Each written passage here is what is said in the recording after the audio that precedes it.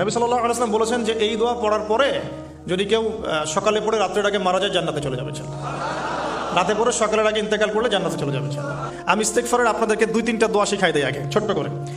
1 number, যারা একটু পড়াশোনা করেন মাশাআল্লাহ তারা এইটা পড়বেন, সাইয়্যিদুল ইস্তেগফার। সাইয়্যিদুল ইস্তেগফার আমার সাথে বলবেন, আল্লাহুম্মা আনতা রাব্বি লা ইলাহা ইল্লা আনতা খালাকতানি আনা আবদুক ওয়া আনা আলা আহদিক ওয়া ওয়া'দিকা মাসতাতা'ত আউযু বিকা মিন শাররি মা সানা'ত আবু'ু লাক বিনি'মাতিকা আলাই ওয়া আবু'ু বিযানবি ফাগফিরলি ফাইন্নাহু লা ইয়াগফিরু যুনুবা ইল্লা আনতা।